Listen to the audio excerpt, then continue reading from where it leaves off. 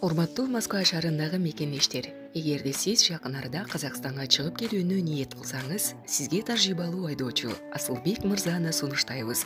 Биздин Аль Фортуналары кызмат кылат. Унабыз ыңгайлуу жана кенен жолдо кыйналбайсыз. Жолго чыгарда документти чорнойдон текшеребиз. Без пересадка өзүбүз алып кирип чыгабыз.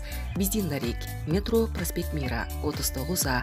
Биздин байланыш номер +7926 929 18-20. Assalamu alaikum, урматтуу мекендештер, урматтуу жердештер. Бүгүн силер менен болчу маек бул жана мобилизация иш-чарасы көп мекендештер көйгөйлөнүп жатат. Барыңарга белгилүү болгондой, былтыр февраль айынан баштап ошо өзгөчө атайын операция башталды. Россиянын ошода көп мекендештер орустайдын жараны болгон үчүн мобилизацияга кээ бирөөнү чакырып атты, кээ бирөөнү чакырган жок. Ошондой учурлар болду. Эми да кийинки суроо. Мобилизация кайра болуш мүмкүнбү? Биринчиден, мурдагыдай биз 2-3 ай мурун көргөндөй мобилизация болбойт. Себеп деген азыр орус аскерлиги болсо 400 аскерди контракт менен алганы жатат. Биринчиден, анан экинчиден болсо жакында Госдума азыр өзгөртүү киргизип атат.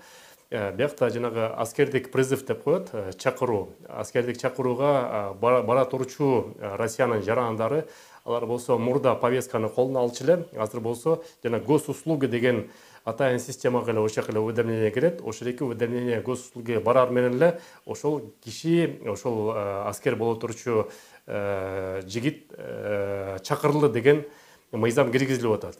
Ал кыргыздарга, Кыргызстан жарандарына билесиңер эч кандай тиешеси жок. Кыргызстандын жаранын негизи Орусия аскерлерине чакырганга эч ким чакырбайт. Болгондо жанагы контрактный основа деп коет. Балким бир жака жалданып контракттын негизинде акча алып барып ошол иштерге катышкан учурлар болушу мүмкүн. Бирок айта кетчү нерсе, что Кыргызстандын жарандары башка өлкөнүн аскерлерине катышып, алардын иш-чарасына катышканга уруксаты жок. Аны болсо биздин өлкө жааматы дагы, өлкө жетекчилери дагы мыйзам чегинде карайт. Аны да эске алыңыздар. Орусиянын жаранын алган мекендештер болсо, эми бул жакта Орусиянын жараны болгондон кийин Орусиянын мыйзамына баш ийгенге туура келет.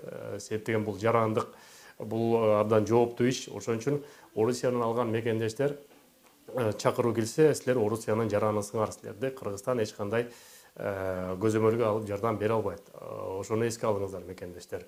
Анан учурдан пайдаланып көп мекендештердин баягы кош жарандык деп коебуз.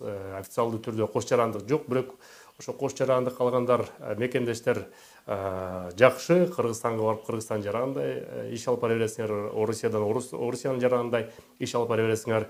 Көпчүлүк мекендеш ошо Орусиянын жарандыгын алып атканда Кыргызстан жаранынан чыгып кеткен. Ошол мекендештер Кыргызстан жаранын кайрадан алсаңыздар болот. Ошого да аракет кыла бериңиздер. Эгерде такыр эле болбосо, анда жакында мекен карт деген чыкты. Ошол Кыргызстан жараны жок чет элдин жарандарына, бирок өзү кыргызстандык, этникалык кыргыз, ошолорго мекен карт берет. Ал мекен карт менен силер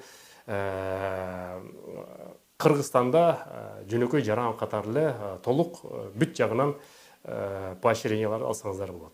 Сак саламатта болуңуздар мекендештер, аман эсен болуңуздар.